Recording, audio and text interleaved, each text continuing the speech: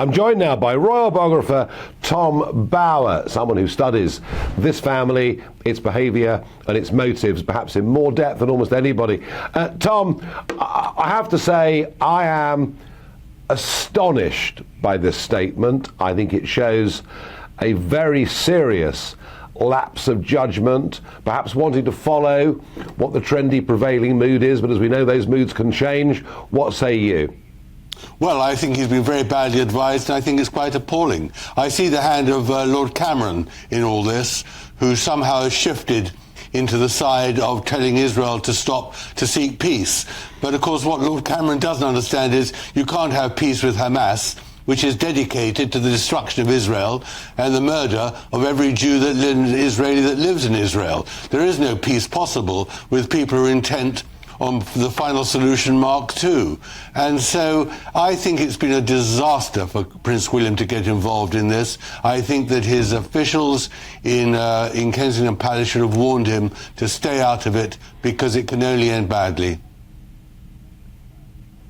Yeah, no, I share that view, but what you just said is very interesting, that you sense the hand of Lord Cameron in all of this. And I just mentioned as an aside the way the King was used over the Windsor Framework Agreements for Northern Ireland. I mean, you are suggesting that the royal family of today is prepared to be, should we say, manipulated by the government and its senior ministers. That is what you're saying.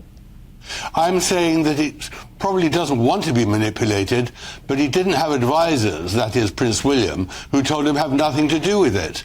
He should have rejected the request by Lord Cameron, whoever it was in the government, to make the speech there, because this is on the eve of tomorrow's debate. We've seen the Labour Party succumb to the pressure of the Muslim vote.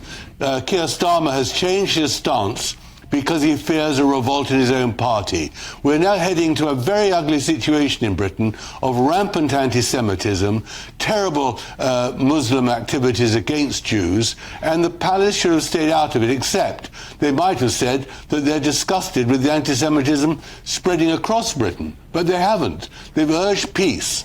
There is no peace with Hamas. It is a terrorist organisation intent on destruction and murder.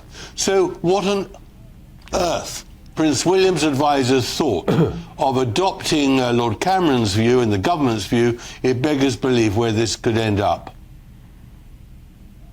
But that's all well and good, Tom, and I've heard this over the years. You know, the Queen or the King or now the Prince of Wales have been poorly advised. But, you know, advisors advise. Monarchs and Princes of Wales and ministers, whichever circumstance it is, they're the ones that make the decision, and isn't saying, you know, perhaps you're being diplomatic by saying he's been badly advised. Ultimately, this is down to him, his own judgment, and what he wants the monarchy to be, and that's the thing that I'm calling into question. Well, I agree with you. Of course, the Queen would never have said anything like this, and I don't even think that Prince Charles, in his most reckless interventions into politics, would have at this very moment, on the eve of the vote tomorrow, on the way the United Nations voted today, would have contributed to this debate.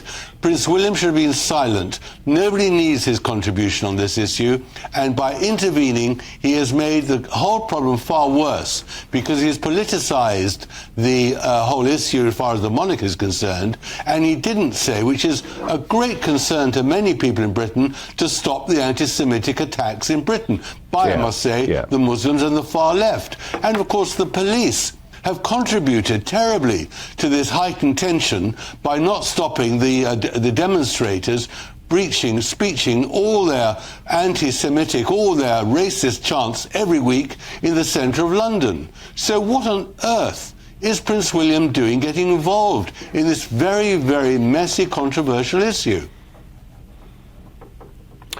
You've written books, Tom, about our now king. You've written books about Harry. Is this behaviour, from what you know, in keeping with William? Is he somebody who seeks to be politically quite active? Well, until now, I'd have thought not. That's what's so strange. That is extraordinary. This is a departure from what we expected. And we thought that he was a serious, considered person trying to learn the trade, so to speak.